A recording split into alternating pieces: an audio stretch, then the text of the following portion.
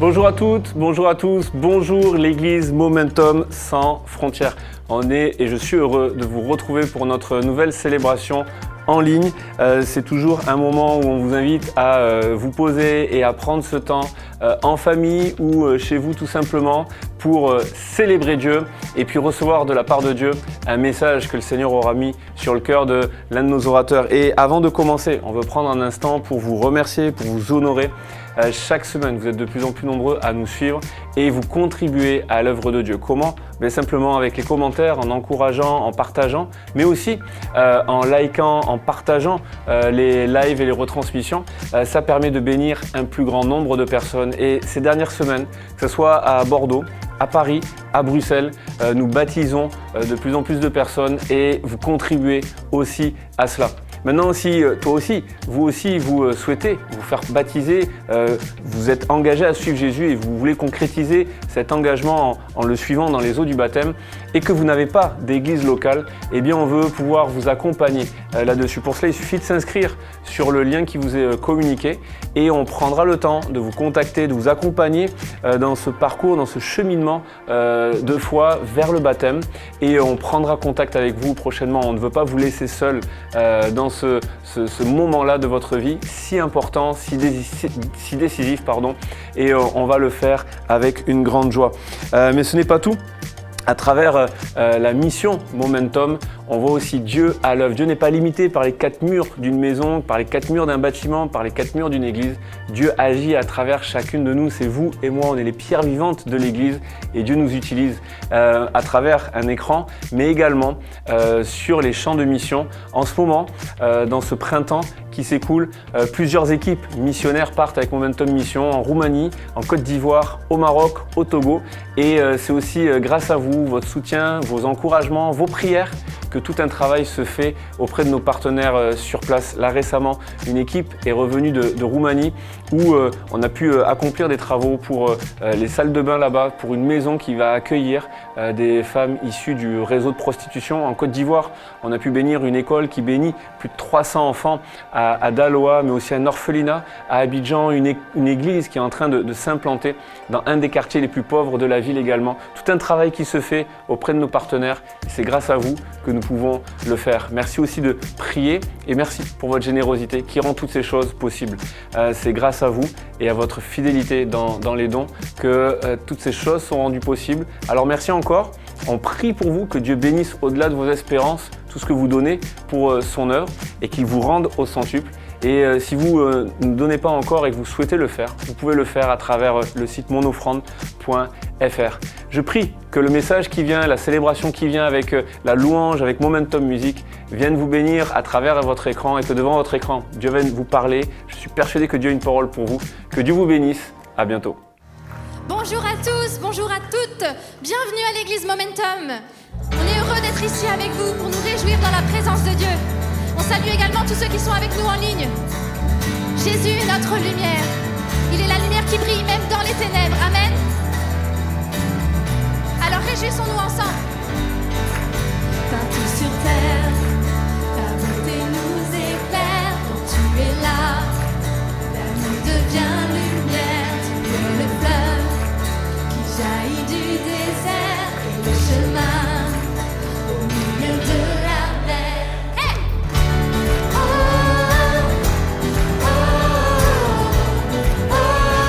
On reprend partout. Partout sur terre, ta beauté nous éclaire.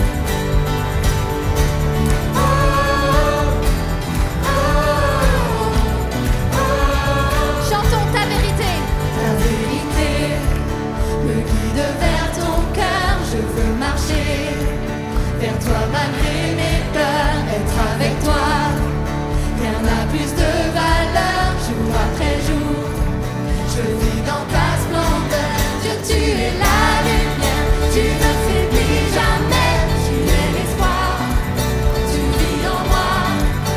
Et dans l'obscurité, tu ne faillis jamais, tu es l'espoir, tu viens éclairer ma voie.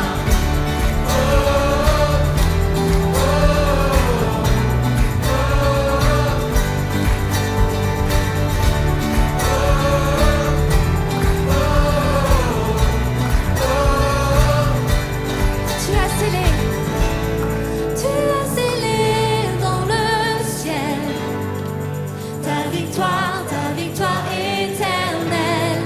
Tu as gravé dans mon cœur ton amour pour toujours. Tu as scellé dans le ciel ta victoire éternelle. Tu as gravé dans mon cœur ton amour.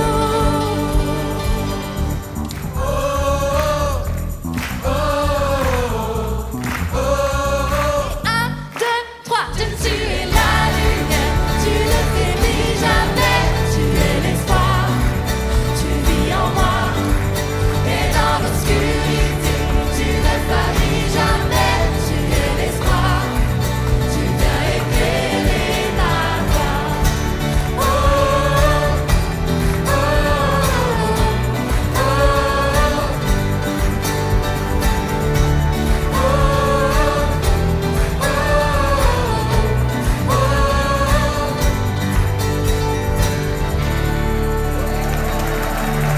Est-ce qu'on peut pousser un cri plus fort pour Jésus?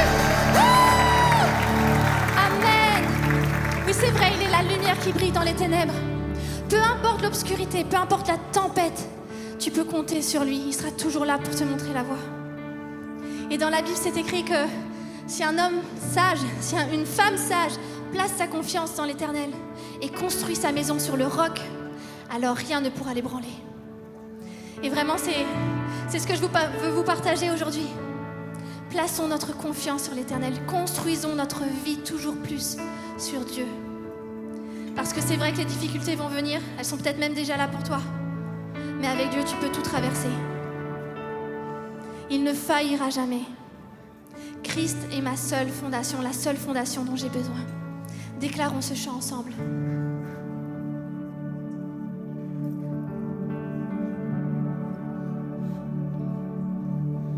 Christ est ma seule fondation, le rocher de ma vie, quand tout autour de moi est détruit.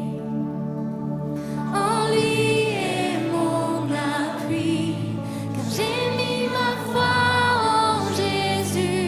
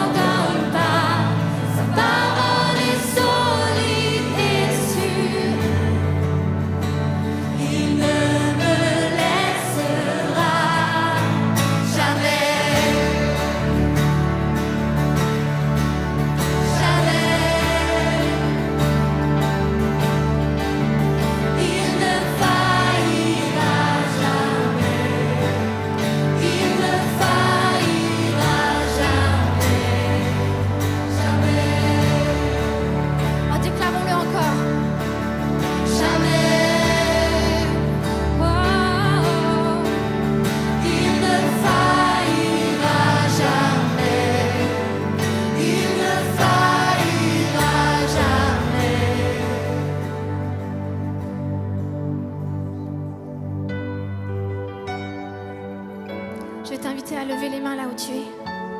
Et alors que tu penses peut-être à cette tempête qui t'assaille, à ces difficultés qui sont là et qui te menacent, fixe les yeux sur Jésus et sur sa promesse. Ta vie est fondée sur lui, alors rien ne peut t'ébranler. Oui, ça souffle fort, mais tu vas tenir debout, parce que ton roc est solide et ton Dieu est avec toi. Ne marchons pas par la vue ou par nos émotions, mais marchons par la foi.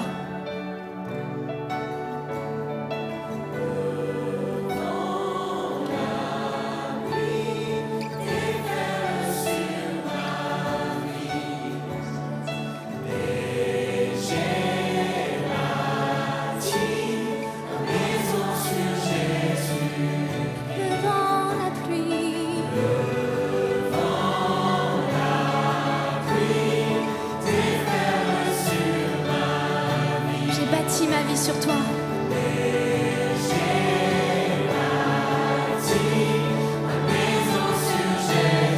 Peu importe ce qui vient, le vent, la pluie.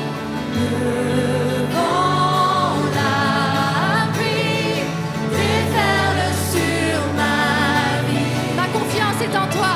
Et j'ai bâti ma maison sur Jésus. Le vent, le vent, la pluie, déferle sur ma vie. Et j'ai bâti ma maison sur Jésus. Je n'ai aucune raison de trembler. Je ne tremblerai pas. Je suis fondée sur toi. Je ne tremblerai pas. J'ai bâti ma vie sur toi. Élevons nos voix ensemble. Oh, oh, oh, oh. Je ne tremblerai pas. Parle à ton âme. Oh, oh, oh, oh. J'ai bâti ma vie sur. Chantons Christ. Christ est ma seule fondation. Le rocher de ma vie, tout autour de moi est détruit. En lui est mon appui, quand j'ai mis ma foi en Jésus. Il ne m'abandonne pas, sa parole est solide et sûre. Amen.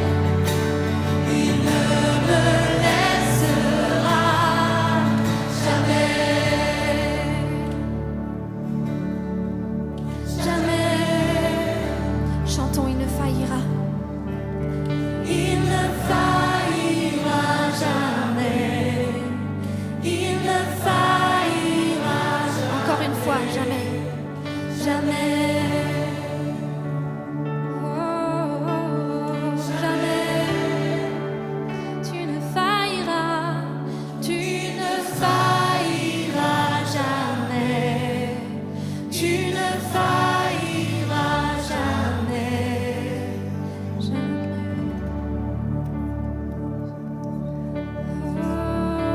Tu ne failliras jamais. Jésus, Jésus. Oh oui Seigneur, ce matin, on veut juste venir t'apporter notre adoration. Déclarer combien tu es digne dans nos vies. Alléluia.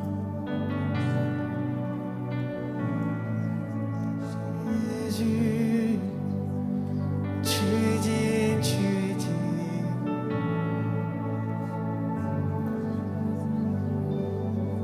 Digne es-tu, agneau de Dieu.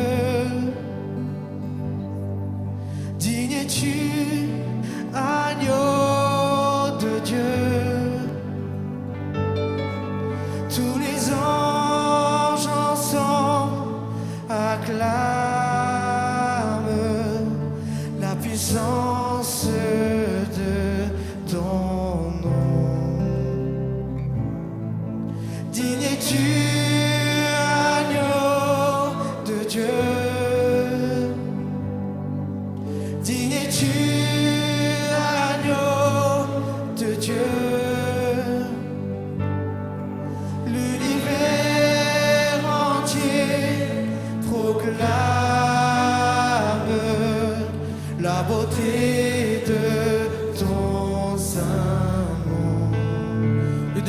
déclare-le. Dieu de gloire, je t'adore. Ton nom s'élève en majesté. De mes lèvres, je célèbre ta victoire, ton règne, ton autorité. Digne es-tu, agneau de Dieu. Digne es-tu, agneau de Dieu. Tous les anges ensemble acclament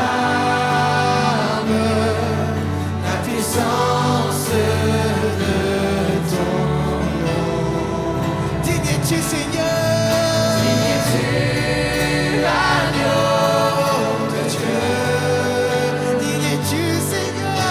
Digne es-tu, agneau de Dieu. L'univers entier proclame la beauté de ton saint nom. Dieu de gloire, déclare-le. Dieu de gloire, je t'adore. Ton nom s'élève en majesté. De mes lèvres, Seigneur.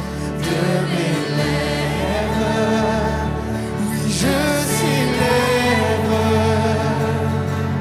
ta victoire, ton règne, ton autorité. Digne es-tu, agneau de Dieu. Digne es-tu, agneau de Dieu. Tous les anges ensemble acclament la puissance de ton nom. Digne es-tu, agneau de Dieu. Digne es-tu, agneau de Dieu. L'univers entier proclame la beauté de ton saint nom. Digne es-tu, agneau de Dieu, déclare-le. Digne es-tu, agneau de Dieu. Digne es-tu, agneau de Dieu. Tous les anges ensemble acclament la puissance de ton nom. Digne es-tu, Seigneur. Tu es digne, tu es digne. Digne es-tu, agneau de Dieu. L'univers entier proclame la beauté de ton saint nom. La beauté de ton saint nom. La beauté de ton saint nom.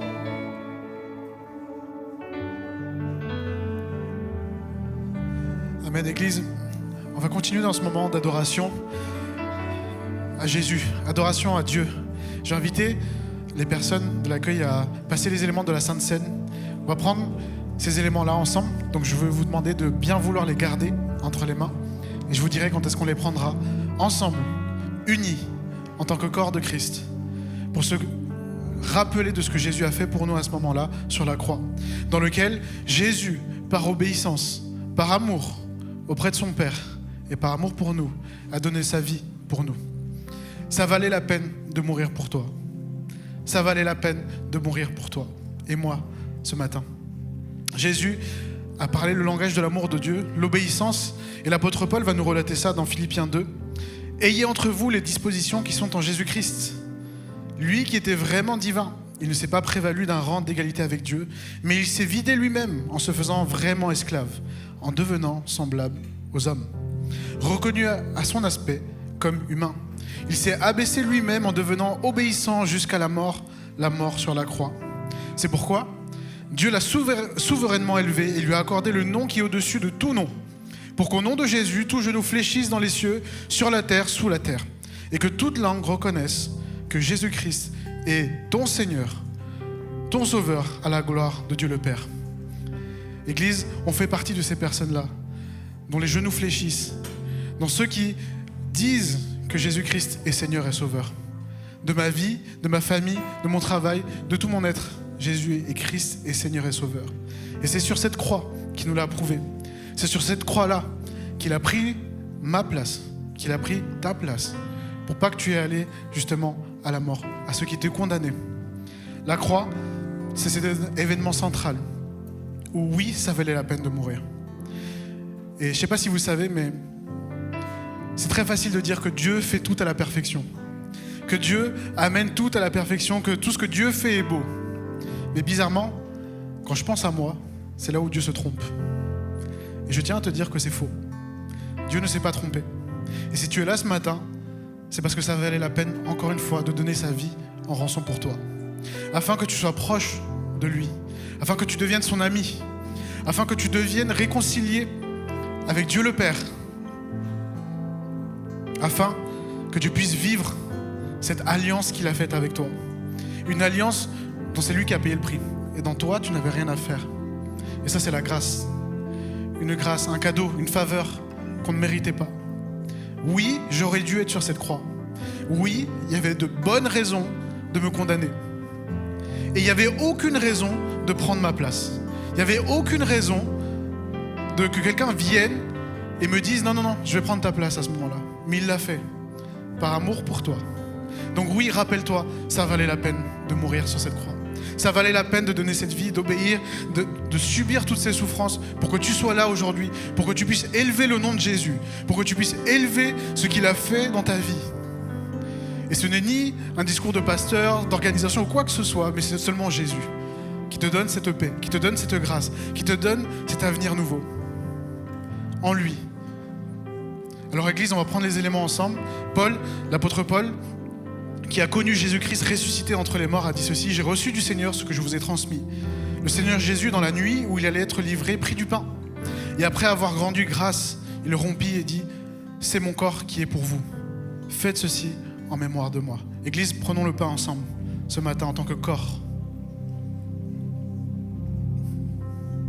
Il fit de même avec la coupe après dîner en disant « Cette coupe est l'alliance nouvelle en mon sang. Faites ceci en mémoire de moi toutes les fois que vous en boirez. Car toutes les fois que vous mangez ce pain et que vous buvez cette coupe, c'est la mort du Seigneur que vous annoncez jusqu'à qu'il vienne. » Église, prenons la coupe du Seigneur ensemble. Pour faciliter la récolte des petites coupes, je vais vous demander de les donner à la personne qui est en bout de rangée. Et Église, on va prier ainsi ensemble. Dans cet esprit-là, que Jésus a donné sa vie pour moi. Et que ensemble, maintenant, nous avons proclamé qu'il va revenir. Qu'il va revenir pour nous chercher, pour vivre cette vie éternellement avec nous. On prie Église. Seigneur Jésus, je te remercie pour ce que tu as fait sur cette croix. Je te remercie Jésus parce que tu as pris mon fardeau, parce que tu as pris toute cette faute, Seigneur Jésus, qui me rendait coupable. Et tu m'as justifié, tu m'as rendu juste, alors même que je n'avais rien fait. Alors que même il n'y avait rien qui attirait le regard, il n'y avait rien que j'avais fait pour le mériter. Tu as quand même pris ce temps, tu es venu, tu as vécu avec les mêmes faiblesses que j'avais. Et tu as donné ta vie pour moi. Tu as donné ta vie pour ton Église qui est là ce matin. Et je te prie, Seigneur Jésus, que tu viennes faire descendre cette vérité dans notre cœur, que tu es Seigneur, que tu es notre Sauveur. Et que grâce à ta mort et à ta résurrection, je fais partie d'une grande famille, une nouvelle famille. La famille de Dieu, avec toi comme Père, avec toi comme ami, avec toi comme Sauveur. Amen et Amen. Église, on va continuer à adorer Dieu avec ce chant, avec l'équipe de louanges.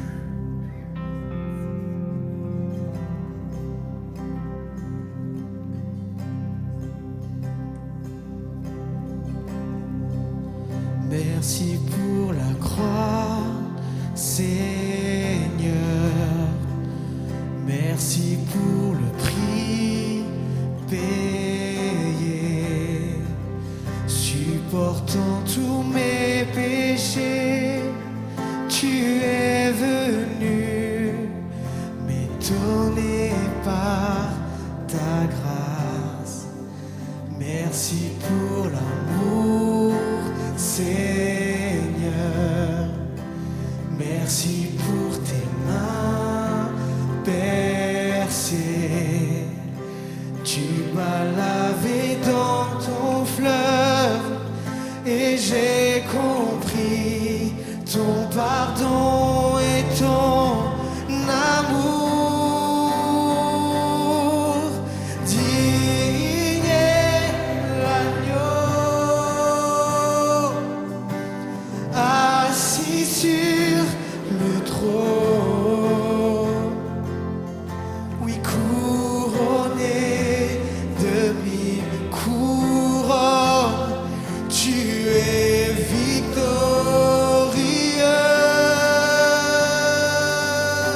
Saint et élevé, Jésus, Fils de Dieu, le trésor des cieux fut crucifié.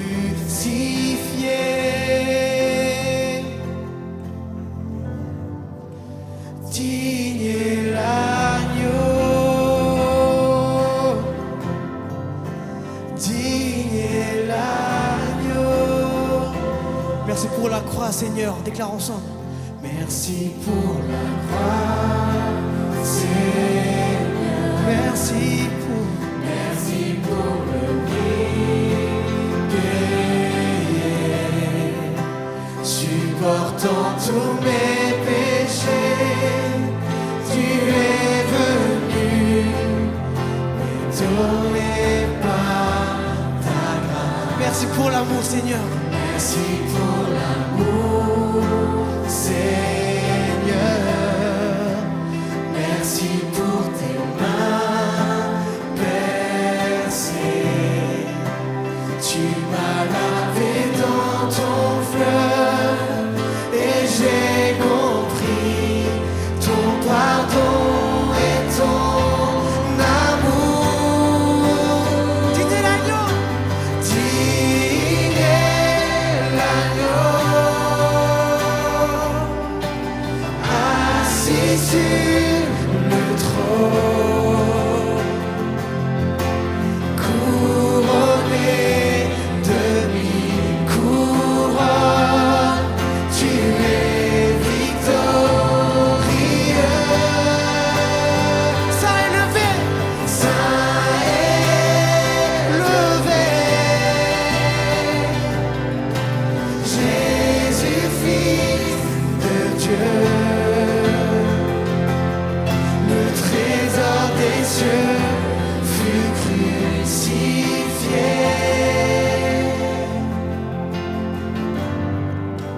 Digne est l'agneau, digne est l'agneau, digne est l'agneau, digne est l'agneau, digne est l'agneau. Oui, tu es digne, Seigneur, tu es digne, Seigneur. Tu es digne, Seigneur. Tu es digne, Seigneur. Tu es digne,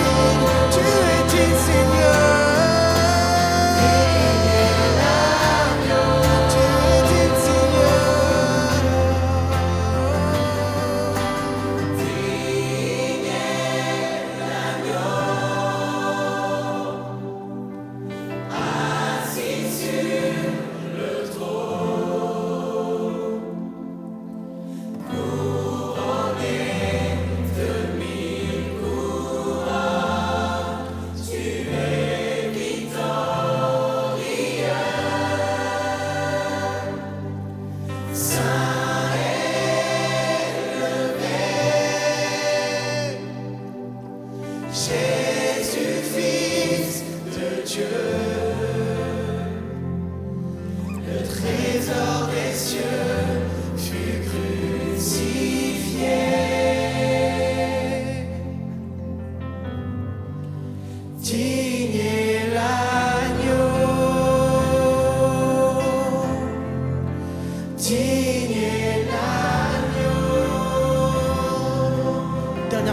l'agneau, digne est l'agneau,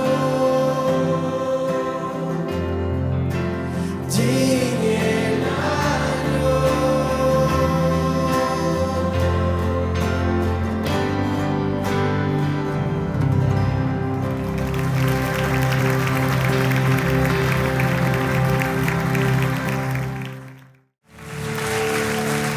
Avant de vous asseoir, prenez le temps de saluer 3-4 personnes autour de vous, s'il vous plaît. Prenez le temps de souhaiter la bienvenue. Dites-lui, tu chantes tellement bien, c'était tellement agréable. J'avais l'impression d'être assis à côté des anges. On est heureux de pouvoir se retrouver et de pouvoir célébrer Dieu ensemble. Est-ce qu'on peut aussi accueillir toutes celles, tous ceux qui suivent avec Momentum Sans Frontières, l'église en ligne, à travers les réseaux sociaux? Ils font aussi partie de la famille et c'est tellement bon de pouvoir célébrer Dieu ensemble. Avant de partager le message que le Seigneur a mis sur mon cœur, j'aimerais qu'on puisse avoir un temps de prière. Tous ensemble, ce week-end est un peu particulier. En ce moment même, il y a plus de 9000 jeunes qui sont rassemblés depuis vendredi du côté de Clermont-Ferrand avec le congrès Écho des jeunes, des ados qui sont là, des centaines et des milliers de jeunes qui sont là-bas. Et on croit que c'est des temps bénis. Pour les plus anciens, on a connu le DNJ, le CIGEM, maintenant c'est Écho. Mais quel que soit le nom, c'est toujours le même Seigneur qui veut bénir cette génération. Et on veut croire que Dieu veut se révéler à cette génération. Alors ils sont sur la fin du congrès, mais on va prier tous ensemble pour que ce que Jésus a semé dans leur cœur puisse porter du fruit et un fruit qui dure dans le temps. Donc on va prier pour cela et en même temps il y a une grosse partie de la jeunesse de Bordeaux qui est là-bas avec le pasteur Néhémie. Il y a aussi des jeunes de l'église de Paris qui sont là-bas. Mais on a une jeunesse qui est engagée dans l'église, on les voit servir semaine après semaine dans les différents départements. Et cette année, avec le couple pastoral Néhémie et Katia, le thème de l'année tourne autour du verset Actes 1:8. Vous recevrez une puissance, le Saint-Esprit survenant sur vous, et vous serez mes témoins à Jérusalem, dans toute la Judée, en Samarie et jusqu'aux extrémités de la terre. Et du coup, au-delà d'un verset, au-delà d'une thématique, au-delà d'un thème pour l'année, ils ont un projet pour cette année et les extrémités de la terre pour eux prendra la forme du pays du Togo et il y a une mission qui se prépare là-bas, une partie de la jeunesse qui part là-bas auprès de différents organismes, orphelinats, écoles, etc., principalement auprès des enfants et on va également prier que ce soit ceux qui partent, que ceux qui vont rester, qui vont participer à les soutenir d'une manière ou d'une autre, et bien on va tous ensemble prier pour chacun d'eux afin que Dieu les utilise et que là où il les envoie, ils soient des témoins, qu'ils soient une lumière qui brille, le sel de la terre et que l'Éternel puisse les utiliser puissamment avec Néhémie, Katia, toute l'équipe qui sera là-bas. Si je vous en parle, c'est pour que vous puissiez les soutenir dans la prière. Vous savez qu'avec l'Église, on envoie régulièrement des équipes missionnaires. Au printemps, vous recevrez ça dans les newsletters, des nouvelles des missions qui ont pris place en Roumanie, en Côte d'Ivoire, au Maroc, déjà au printemps. Mais on veut soutenir aussi cette mission au Togo. Vous allez prier pour cela. Et vous pouvez les soutenir d'une autre manière. Lorsque vous allez sortir de ce lieu, vous allez voir, il y a des t-shirts qui ont été faits pour soutenir cette mission et toute cette thématique. Vous serez mes témoins. Et donc voilà, si un jour j'avais rêvé que je serais mannequin, donc vous voyez ce t-shirt qui a été fait, vous pouvez soutenir, ça c'est le lien pour la cagnotte, parce que vous pouvez vous procurer le t-shirt, il y a d'autres goodies, toutes les ventes qu'il y aura durant le week-end serviront non pas à les faire partir, ils partent, même avec 0 €, 0 centimes, 0 achat, ils partent dans tous les cas, mais c'est juste des dons qu'ils le feront en plus de ce qui est déjà prévu pour les orphelinats, pour les enfants, pour les écoles, etc. Et si vous ne voulez pas acheter le t-shirt, vous pouvez quand même les soutenir avec le lien de la cagnotte et vous pouvez vraiment le faire de toutes les manières possibles. Si le lien ne fonctionne pas, on trouvera moyen de vous rediriger pour vous aider à donner les 40 000 € que vous souhaitez donner à la mission. Dis à ton voisin, je savais que tu étais aussi généreux que ça.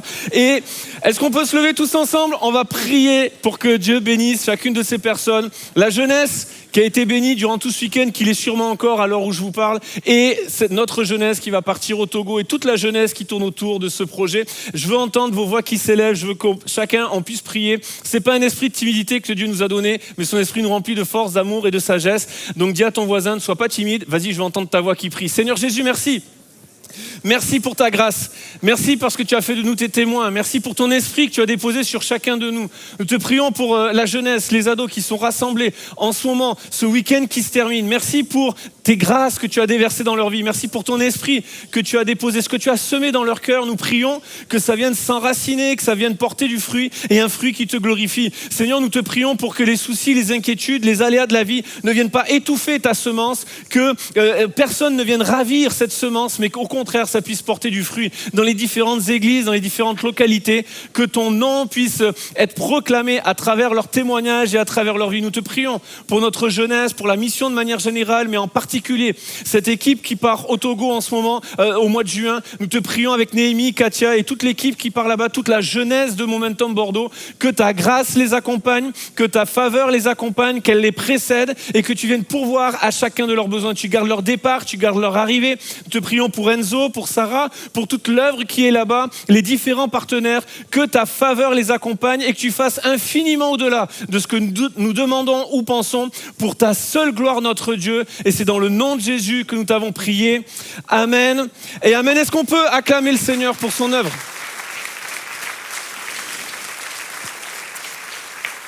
Et je vous invite à reprendre place pour un peu plus longtemps cette fois. C'est toujours un privilège de pouvoir apporter la parole de Dieu. Il y a quelques semaines en arrière, le pasteur Patrice a prêché un message sur les blessures avec lesquelles on voyage.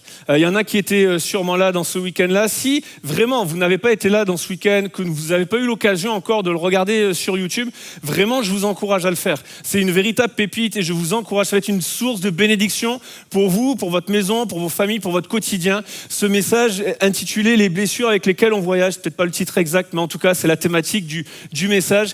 Et je crois que c'est une réalité, c'est que nous voyageons des fois avec des choses qui sont lourdes à porter, des fardeaux qui sont lourds, un passé qui est lourd, des blessures qui sont lourdes, des échecs qui sont lourds à porter.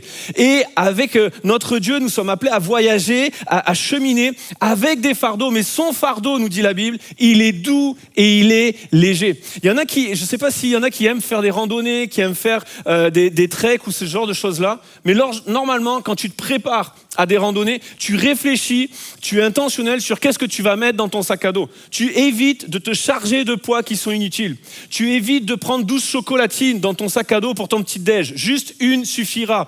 Et pas des pains au chocolat, évidemment. Et donc, c'est pas le débat, mais on se charge pas de trop de choses. On fait des missions depuis des années, et je me souviens de la première mission, on n'était pas les leaders, je transmettais toutes les infos qu'on nous donnait, et pour les bagages en soute, la consigne était que tout ce qu'on met dans nos bagages en soute, c'est pas des affaires pour nous, c'est des choses qu'on va donner aux gens. Et je me souviens, on fait cette première mission, donc bagage en soute, je mets pas des affaires perso, je laisse le sèche-cheveux, je laisse le peigne, je le mets pas dans mon bagage en soute, et donc on met tout ce qui est pour les dons, pour les gens.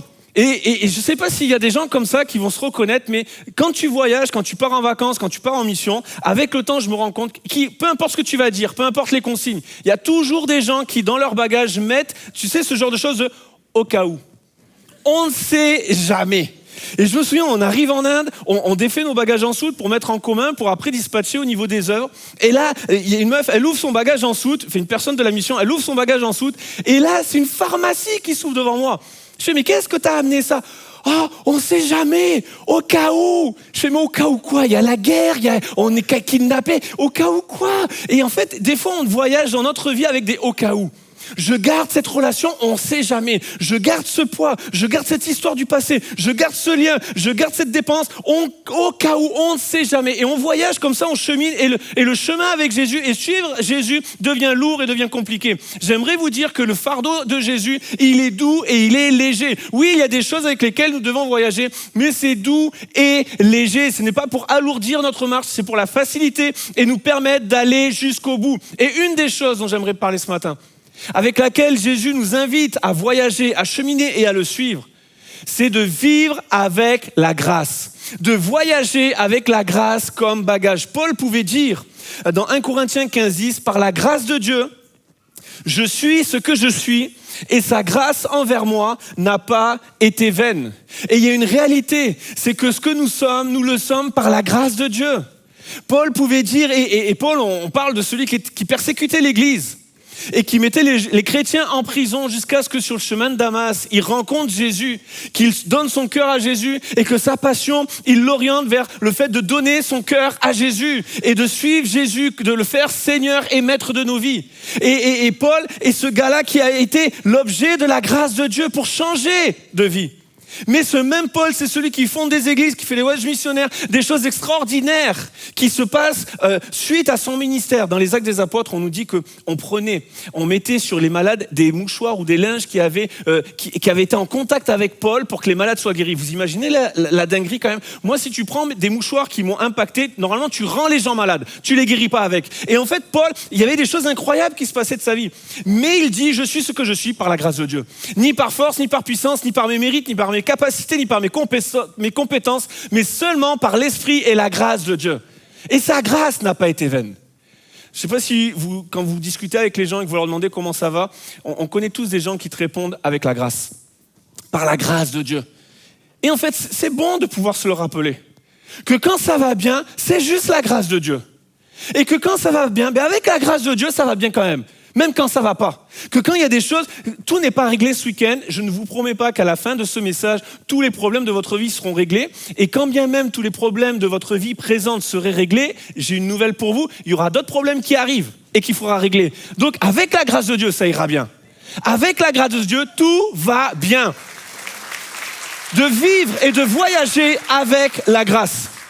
Et donc, dans la grâce de Dieu, pourquoi elle est si importante, pourquoi elle est si légère et importante dans nos vies, c'est parce qu'elle ouvre le ciel sur notre vie.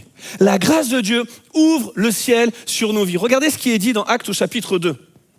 Le jour de la Pentecôte, ils étaient tous ensemble dans le même lieu. Tout à coup, il vint du ciel un bruit comme celui d'un vent impétueux, et il remplit toute la maison où ils étaient assis.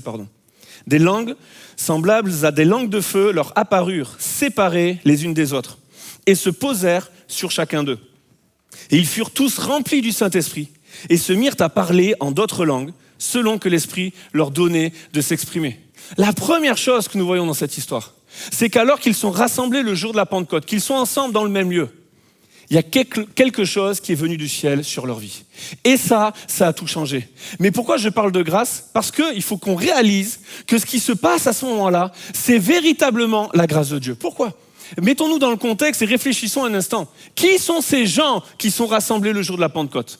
Dans ces gens, on a Jacques et Jean, les fils de Zébédée, on a Pierre, on a Marie, la mère de Jésus, on a plein d'autres gens, ils sont environ 120, il y a plein d'illustres inconnus. Mais parmi les gens qu'on connaît, il y a les disciples qui ont suivi Jésus. Les 11 qui l'ont suivi, qui ont cheminé pendant 3 ans. Et pourquoi je mets le focus là-dessus? Mais mettons-nous à la place, dans le contexte de ces disciples. Jacques et Jean, alors qu'ils sont en train de pêcher, c'est leur métier, ils sont pêcheurs, ils sont dans l'entreprise de Papa Zébédée, et alors qu'ils sont en train de faire leur travail, et peut-être que le projet de carrière, c'est qu'ils vont prendre la suite de l'entreprise Papa Zébédée, et alors qu'ils sont en train de faire leur métier, il y a un Jésus qui débarque, qui leur dit « Suivez-moi », il laisse les filets, pas de préavis avec Papa Zébédée, ils partent direct et ils suivent Jésus pendant 3 ans. Et là, ils suivent Jésus pendant 3 ans, il fait des choses incroyables, il fait des miracles, il prêche, etc. Et puis au bout de 3 ans, il meurt sur la croix. Et là, c'est la fin, c'est l'anéantissement, c'est la fin de tout un tas de rêves, de projets. Et que font Jacques et Jean? Ils quittent Jérusalem et ils retournent en Galilée, et où on les retrouve en train de faire leur métier avec Papa Zébédée. Imaginez le discours qu'ils ont dû tenir. Ce Jésus qu'on a suivi, eh bien, il est mort et on revient. Et puis Pierre, qui était marié, on le sait puisque Jésus a guéri sa belle-mère. Pierre, qui pendant 3 ans n'est pas le mari modèle à la maison, il prend soin de sa femme et tout ça.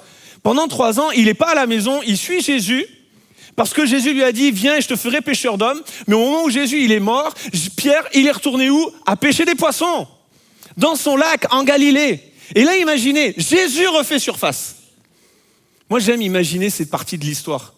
Jacques et Jean, qui ont dû aller voir Papa Zébédée, tu sais, le Jésus dont on t'a parlé, tu sais, celui qu'on a suivi pendant 3 ans, celui qui est mort, ouais, il est revenu. Il est revenu nous voir et il nous a dit « Allez à Jérusalem et restez-y jusqu'à ce que vous soyez revêtus de la puissance d'en haut. » Ça ne doit pas être simple pour Papa Zébédée d'accepter ce genre de discours. Imaginez l'épouse de Pierre. Mettons-nous à sa place 2 secondes. On ne la voit pas dans les Actes des Apôtres suivre Pierre et Jean. Ils allaient ensemble à la porte du temple et tout ça. Mais Quand Pierre doit repartir à Jérusalem, qu'est-ce qu'il a dit à sa femme? J'aimerais savoir, c'est des bouts de l'histoire que j'aimerais connaître, qu'un jour on aura, peut-être dans une autre saison de The Chosen, j'en sais rien, au ciel, peut-être on aura tout ça. Mais la réalité, c'est que ça ne devait pas être simple. Et surtout, quand ils se rassemblent, quand ils sont tous ensemble, là, qu'ils font leur première réunion, qui prend la parole? Qui prend le lead? Qui préside avec zèle cette réunion? On parle de qui? On parle des disciples qui ont abandonné Jésus avant le jardin de Gethsémani. On parle de Pierre qui a renié 3 fois Jésus, alors que Jésus l'avait mis en garde, attention, tu vas me renier. Non, pas moi, si, toi. On parle de Jacques et Jean qui demandaient la foudre sur les Samaritains. On parle de ces gens-là, et alors qu'ils sont là, il faut qu'ils soient tous ensemble. Mais alors qu'ils sont rassemblés ensemble dans le même lieu, le Saint-Esprit descend, quelque chose du ciel descend sur leur vie. Et j'aimerais vous dire qu'alors que nous sommes rassemblés, quelque chose peut venir du ciel dans ta vie. Je ne sais pas ce que tu traverses, je ne sais pas avec quoi tu deals dans ta vie, et les choses, les combats, les luttes intérieures, mais je sais une chose, quelque chose peut venir du ciel et tout changer dans ta vie. Parce que le jour de la Pentecôte, le Saint-Esprit est descendu et ça a tout changé. On voit un avant et un après dans la vie de Pierre et le jour de la Pentecôte. Avant la Pentecôte, Pierre autour d'un feu et quelques personnes nient connaître 3 fois Jésus. Après la Pentecôte, devant des milliers de gens, Pierre est capable de dire « Le Jésus que vous avez mis sur la croix, que vous avez condamné, que vous avez crucifié, c'est celui-là que Dieu a fait Seigneur et Christ. Repentez-vous afin que vos cœurs soient changés et que vous soyez pardonnés de vos péchés. » C'est le même gars. Il n'y a pas eu 3 ans de transformation intérieure. Il y a eu le Saint-Esprit. Il y a quelque chose du ciel qui est descendu dans sa vie. Et je prie, et je me suis noté que dans nos vies, dans nos choix, dans nos prières, dans nos relations, dans nos rassemblements, nous avons besoin de quelque chose qui vient du ciel. Et j'ai une bonne nouvelle. Cette grâce qui a été effective pour les gens que j'ai décrits, elle est pour chacun d'entre nous. Pierre dit, acte 2:39, cette promesse, cette bénédiction, cette grâce, cette promesse est pour vous et pour vos enfants et en aussi grand nombre que le Seigneur les appellera. Je crois que nous sommes dans ce aussi grand nombre que le Seigneur a décidé d'appeler. Il se passe quelque chose de symbolique le jour de la Pentecôte. Je l'ai lu pour vous. Des langues semblables à des langues de feu se posèrent sur chacun d'eux. Et ça, c'est un gros changement. Ça, c'est un virage complet dans la vie du peuple de Dieu. Parce qu'avant ce moment-là, l'onction de Dieu, l'approbation de Dieu. Dans l'Ancien Testament, quand il y avait une offrande, l'approbation divine était révélée par le feu. Et dans l'Ancien Testament, l'onction, l'approbation divine, dans l'Ancienne Alliance, c'était que sur une élite, c'était que sur une partie de la population. Et les autres étaient au bénéfice de l'onction et de l'approbation de Dieu sur les prophètes, sur les rois, les sacrificateurs, les lévites. Mais ce n'était pas tout le monde qui pouvait en bénéficier. Là, ils sont environ 120, sur Pierre, Jacques et Jean, mais pas que. Sur tous les dizaines d'inconnus dont nous n'avons pas l'identité, ni le pédigré, ni l'avant, ni le pendant, ni l'après, sur chacun d'eux, le Saint-Esprit est descendu. Et ça, c'est une grâce pour chacun d'entre nous. Que tu aies échoué comme Pierre, Jacques et Jean, et que ces échecs soient publics, la grâce de Dieu, elle est pour toi. Mais que tu sois un illustre inconnu dans la foule ou devant ton écran, la grâce de Dieu, elle est pour toi. Et elle est pour toi, et elle est pour tes enfants, et elle est pour ta famille, elle est pour ta maison, elle est pour ton travail, elle est pour ton église. La grâce de Dieu, elle est pour tout le monde. Lorsque quelque chose vient du ciel, ça change tout. Et nous avons besoin de quelque chose qui vient du ciel. Maintenant, ne nous trompons pas. La grâce de Dieu ne fait pas tout à notre place. Parce que c'est mon deuxième point, la grâce et la bonté de Dieu nous rendent responsables. C'est lorsqu'on devient responsable que les choses changent vraiment. Que se passe-t-il avant acte 2 ? Eh bien, avant le chapitre 2, j'ai une grande révélation pour vous, il y a le chapitre 1. Et dans acte 1, dis à ton voisin, ça fallait le noter parce que c'était fort. Mais il y a le chapitre 1, et dans le chapitre 1, il y a Jésus qui parle. Et en fait, quelques instants auparavant, Jésus est ressuscité, il passe quelques jours avec ses disciples. Et franchement, s'il y a un aspect, un texte dans la parole de Dieu, j'aurais vraiment voulu vivre ce moment-là, c'est cette partie-là. Entre Jésus est ressuscité et Jésus est enlevé au ciel, la partie où Jésus est avec ses disciples, où il est dit, il leur ouvrit l'esprit pour qu'ils comprennent ce qui le concernait dans les Écritures. C'est là où tout devient révélation pour eux. Et il leur explique ce qui concerne le royaume de Dieu. C'est Luc au chapitre 24 qui nous explique ça. Et dans ce moment où ils ont cru perdre Jésus, il faut se mettre à leur place, ils ont perdu, ils l'ont suivi pendant 3 ans, et puis Jésus est mort, il est condamné injustement, il est crucifié, il est mis au tombeau, c'est le désespoir total, ils pleurent, il y a tout qui s'arrête, et là Jésus revient et il leur dit, j'ai quelques jours à passer avec vous avant que je sois enlevé au ciel. Je pense que c'est pas le moment où tu sors les cartes et tu joues au Uno. C'est pas le moment. Là, tu as envie qu'il t'explique tout. Il ouvre ton esprit. Tout ce qui était obscur devient lumière. Tout ce que tu comprenais pas, tu te mets à le comprendre. J'aimerais tellement vivre ce moment-là avec les disciples. Et alors qu'ils vivent ce moment-là, Jésus leur dit, je vais être enlevé au ciel. Et regardez, acte 1, il est dit ceci. Acte 1, 8, vous recevrez une puissance, le Saint-Esprit survenant sur vous. Et vous serez mes témoins à Jérusalem, dans toute la Judée, en Samarie et jusqu'aux extrémités de la terre. Après avoir dit cela, il fut élevé pendant qu'ils le regardaient et une nuée le déroba à leurs yeux. Et comme ils avaient les regards fixés vers le ciel pendant qu'ils s'en allaient, voici 2 hommes vêtus de blanc leur apparurent et dirent « Hommes galiléens, pourquoi vous arrêtez-vous à regarder au ciel ?» Et des fois, on est comme les disciples, on attend que tout vienne du ciel. Tu sais, je ne sais pas pour vous, je le disais l'autre jour aux étudiants, mais il y a des textes dans la parole de Dieu, vraiment, avec beaucoup d'honnêteté, je ne comprends pas que les gens ne comprennent pas dans la Bible. J'aimerais rentrer dans les textes et dire, mais c'est quoi votre problème ? Je vous donne un exemple. Jean chapitre 13. Jésus prend son dernier repas avec les disciples. C'est le moment où il va décider de laver les pieds à ses disciples. Et dans ce moment rempli, sûrement très solennel, vraiment, qui doit vraiment être un beau moment, très cérémonieux, très solennel, dans ce moment, Jésus dit, quelqu'un parmi vous va me trahir. Et là, tu as un disciple qui va dire à Jésus, mais qui, Seigneur ? Et là, Jésus, il dit, mais vraiment, texto, vous pourrez lire, littéralement. C'est écrit noir sur blanc. Il dit, celui à qui je vais donner le morceau de pain que je vais tremper dans la sauce, c'est celui-là. Virgule, Jésus prit un morceau de pain, le trempa dans la sauce, le donna à Judas, virgule, et ils ne comprirent pas ce qui s'était passé. Mais c'est quoi que tu comprends pas ? J'ai envie d'être dans le texte, de prendre Pierre, mais c'est quoi que t'as pas compris, Pierre ? Pierrot, c'est simple, il l'a dit. Tu fais quoi ? Et des fois dans nos vies, je crois que le Saint-Esprit voudrait faire la même chose, nous prendre.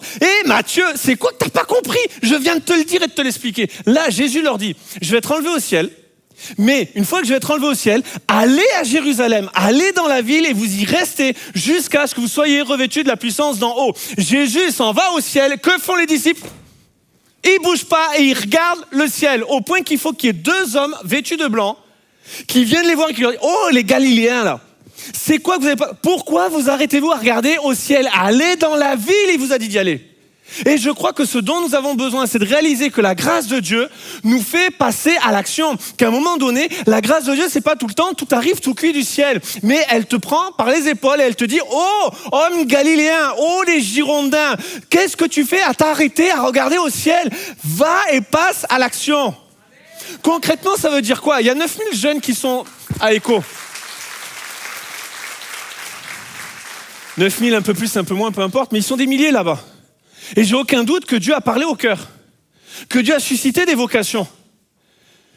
On a nos semaines de jeûne et de prière. J'ai aucun doute que Dieu parle au cœur, que Dieu fait des choses incroyables pendant les semaines de jeûne et de prière à des dizaines et des dizaines de personnes. Mais alors que la semaine se termine, on est là et on attend la prochaine. Et le Saint-Esprit veut nous dire dans sa grâce, wow, quand c'est que tu passes à l'action ? Il y a des gens ici, ça fait des années, voire des mois, des semaines, peu importe, c'est pas une question de durée. Mais vous avez commencé à cheminer avec Jésus. Vous avez commencé à le suivre, vous avez décidé que c'était lui qu'il fallait suivre et que l'œuvre à la croix, elle était aussi pour vous. J'ai envie de te dire, par la grâce de Dieu et avec tout l'amour que j'ai pour chacun, c'est quand que tu passes à l'action et que tu décides de te faire baptiser. C'est le dernier week-end pour t'inscrire. Et je sais ce qui se passe dans nos pensées. Non mais pasteur, je suis pas tout à fait parfait. Est-ce qu'il y a des gens baptisés ici dans ce lieu ? Levez la main. Soyez fiers de ça, levez bien haut la main. Ok. Non, gardez la main levée, c'est important. Tous ceux qui n'ont pas la main levée, regardez ceux qui ont la main levée. Et dites-leur, hey, t'étais pas parfait quand tu t'es fait baptiser. Et tous ceux qui ont la main levée, tournez-vous vers ceux qui vous ont accusé et dites-leur, oui mais je suis passé à l'action, t'attends quoi ? En vrai, c'est ça. En vrai, tous on s'est fait baptiser, on n'était pas parfaits. Je vais pas faire relever la main, mais on l'est toujours pas. On le sera pas sur cette terre. Mais on a décidé de passer à l'action. Ce qui est suffisant, c'est est-ce que tu suis Jésus ? Est-ce que tu réalises l'œuvre de Jésus à la croix pour ta vie ? Est-ce qu'il a pardonné tes péchés ? Est-ce que tu vis dans une vie de repentance, de changement de mentalité ? Oui, tu es un disciple, fais-toi baptiser. Viens attester que tu suis Jésus. Tu ne pourras, si tu attends d'être parfait, tu vas attendre toute ta vie. Les célibataires, je ne vais pas faire lever la main, rassurez-vous. Mais il y a un moment donné, il faut passer à l'action. Tu ne vas pas attendre qu'un jour, un dimanche, pendant que le pasteur parle, le ciel s'ouvre, il y a un gars qui descend. Oh, c'est lui. Ça ne va pas se passer. Passe à l'action. Quand je dis passe à l'action, c'est pas fais tout et n'importe quoi. Je te dis pas d'essayer tout le monde. Je te dis juste passe à l'action. Commence à rencontrer des gens. Commence à être heureux même en étant célibataire. N'attends pas que Monsieur Bonheur débarque dans ta vie ou que Madame Félicité vienne te combler. Sois heureux. Jésus comble ta vie. Commence à servir, à t'impliquer, à bâtir des projets. Ça sera pas mieux à deux. Ça sera plus cher et plus compliqué. Fais-le maintenant. Et des fois, on est là et on attend que ça vienne du ciel. Pourquoi vous arrêtez-vous? La grâce nous rend responsables.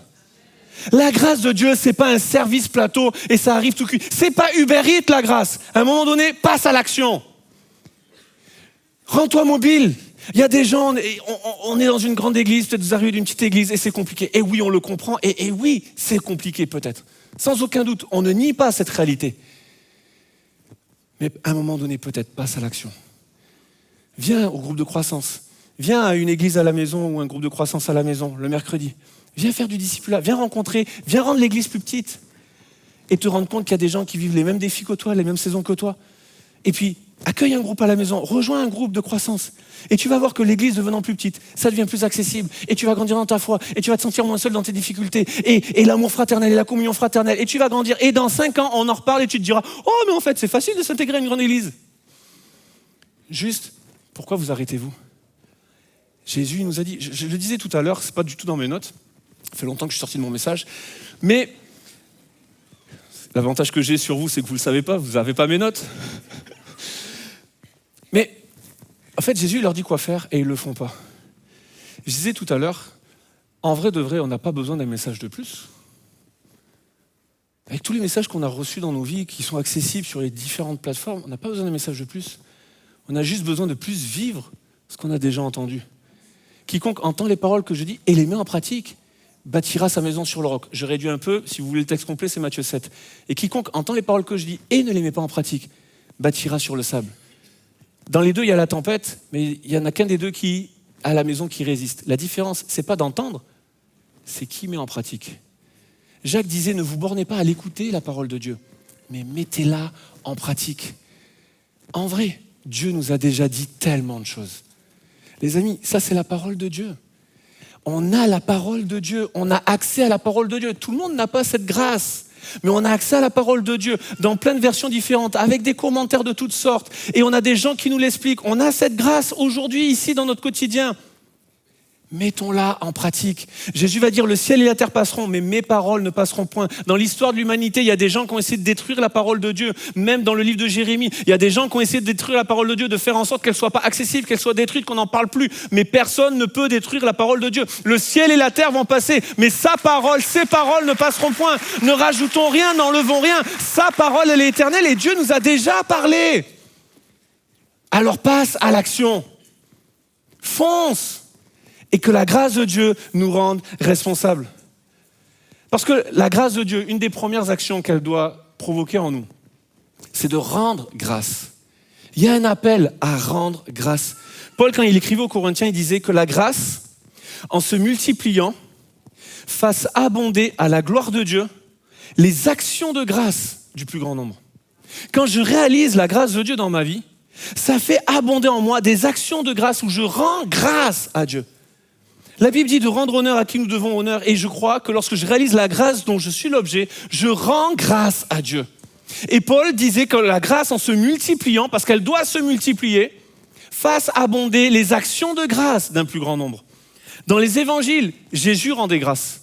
À différents moments, avant un miracle, dans un moment de communion avec ses disciples, avant de souffrir à la croix, Jésus rendait grâce au Père.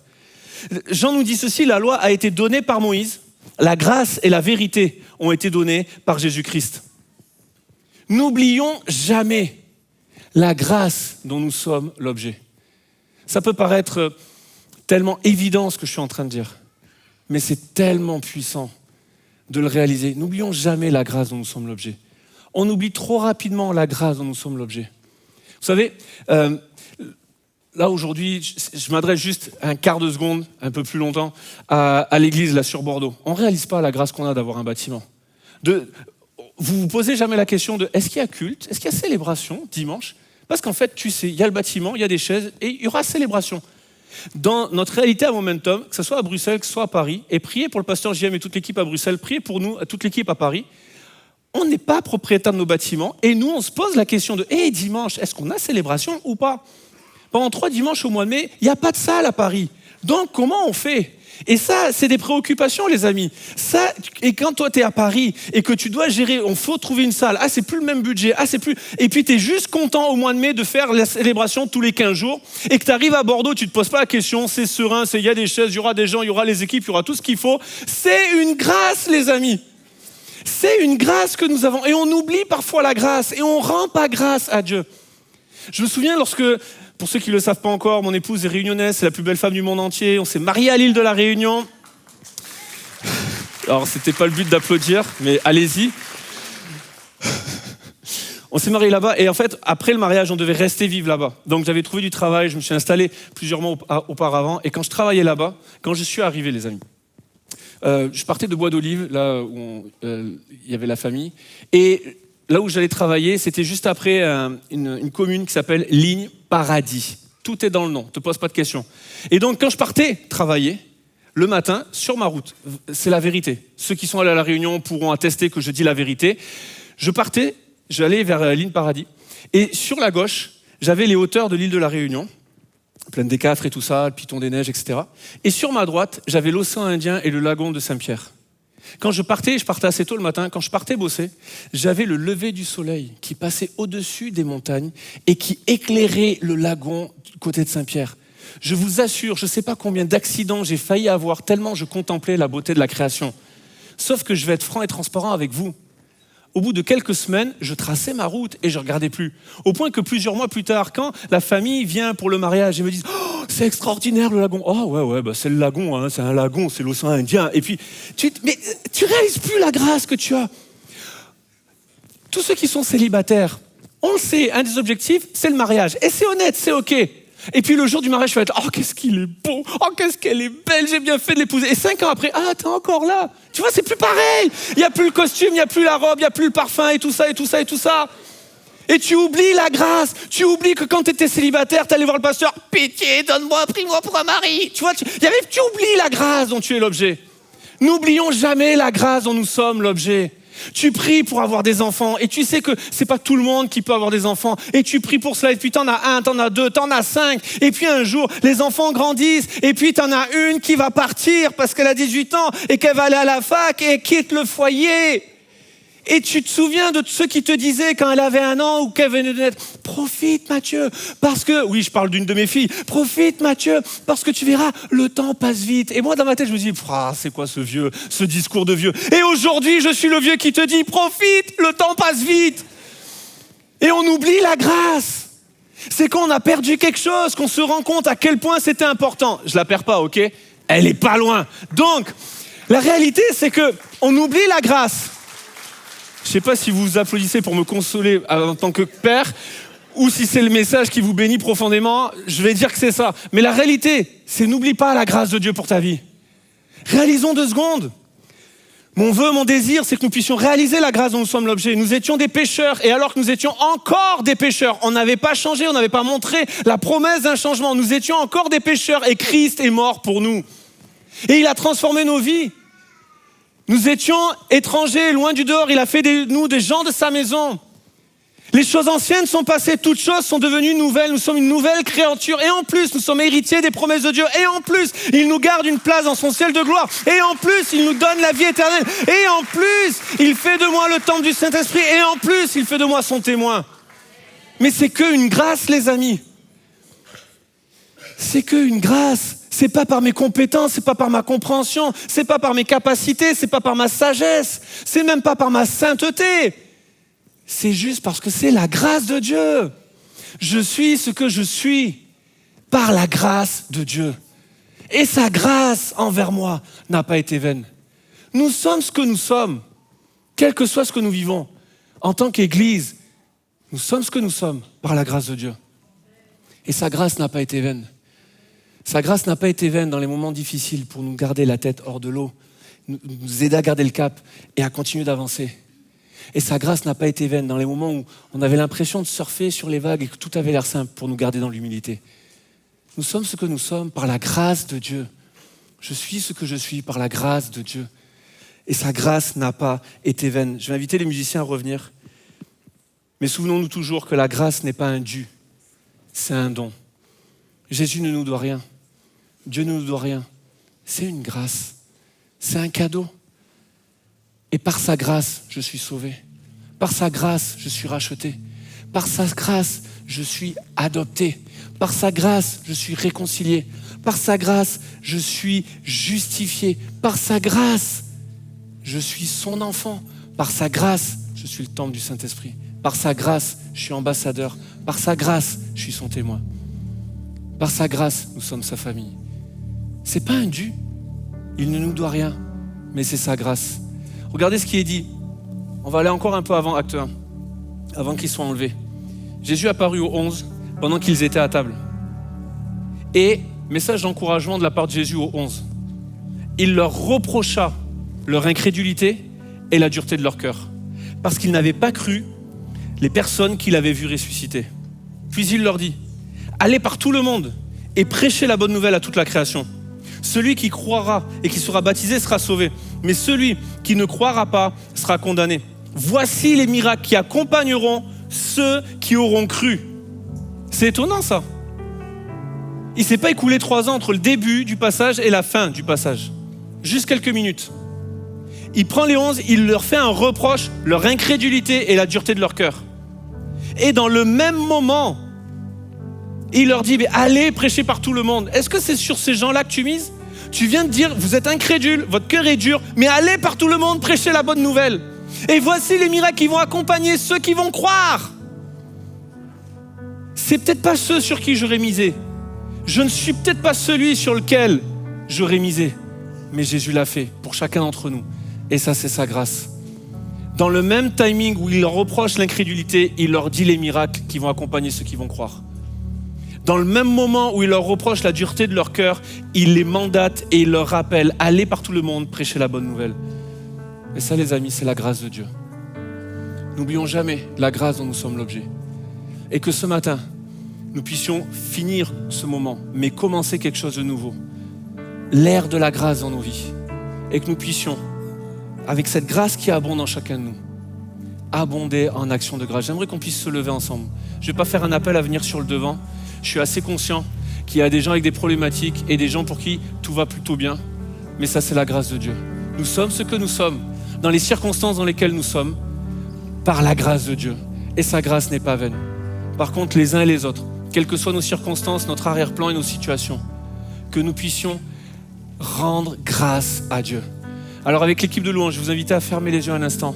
Si vous connaissez les paroles par cœur, vraiment à vous concentrer sur Jésus et à déclarer ce chant de tout votre cœur. Seigneur, je veux déclarer combien tu es bon. Je veux chanter ta bonté qui ne faillit jamais. Je suis ce que je suis par ta grâce, ta bonté dans ma vie, par ta fidélité. Ce n'est ni par force ni par puissance. Ce n'est pas parce que je suis fidèle. Et lorsque je suis infidèle, toi tu demeures fidèle. Je veux louer ta grâce. Je veux bénir ta grâce. Je veux te rendre gloire pour ta grâce. Je veux t'honorer pour ta grâce. Je veux dire combien mon Dieu est bon. Qu'avec toute l'équipe, nous puissions le déclarer de tout notre cœur. Seigneur, je t'aime. Seigneur, je t'aime. Ta bonté ne faillit jamais.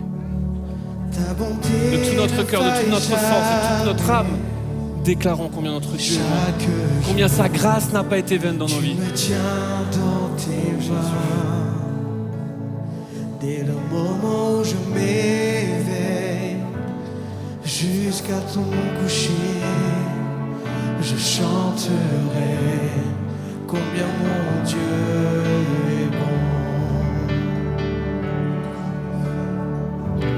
Tu as toujours été fidèle. Tu as toujours été là pour moi.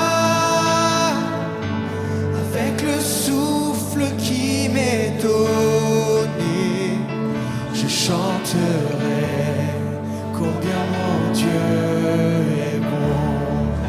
ta voix déclare.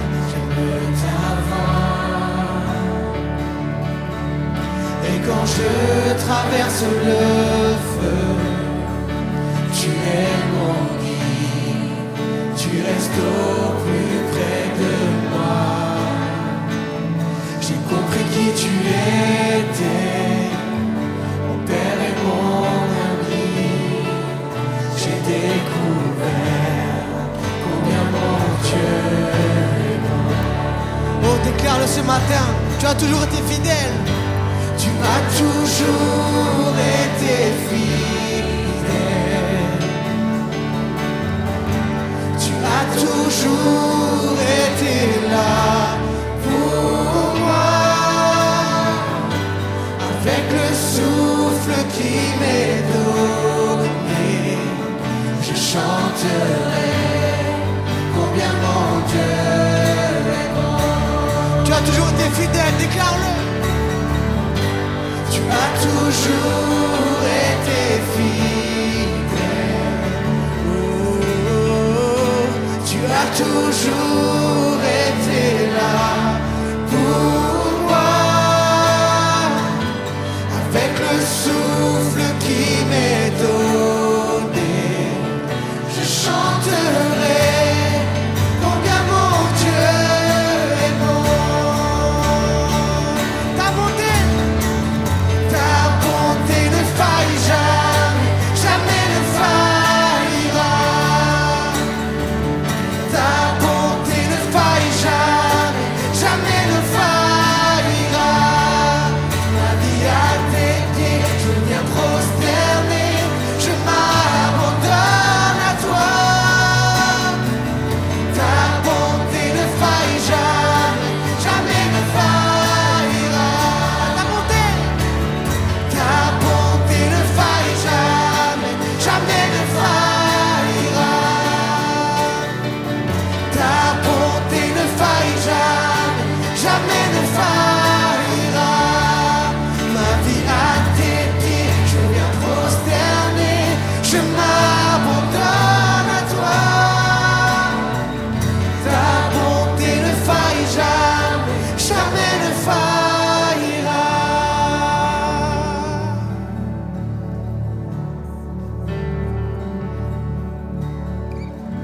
Tu as toujours été fidèle. Je veux vous entendre ce matin. Tu as toujours été là pour moi.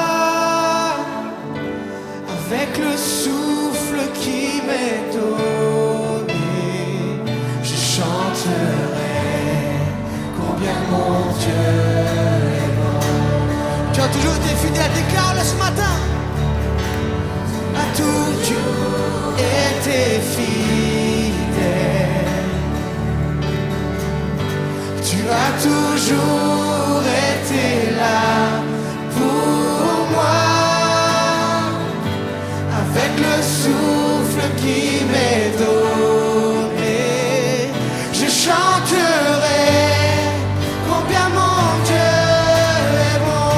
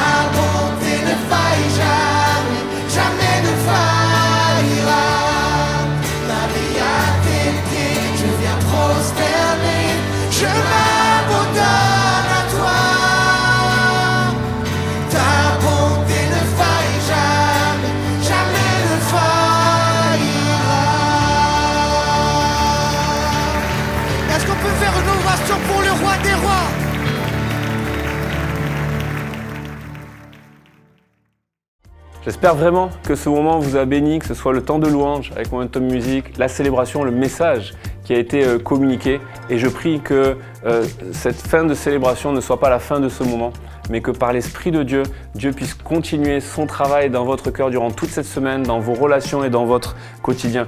Parce que la marche avec Dieu, c'est un cheminement, c'est une marche pas juste aujourd'hui, pas juste ce moment, mais toute notre vie et durant tout notre quotidien. Si vous avez pris la décision de suivre Jésus récemment ou à travers cette célébration, alors je veux vous le dire, vous avez pris la plus belle décision de votre vie et on veut vous accompagner avec cela si vous souhaitez vous faire baptiser. Et encore une fois, que vous n'avez pas d'église locale, inscrivez-vous et puis on va prendre contact avec vous, on va vous accompagner dans ce cheminement de foi.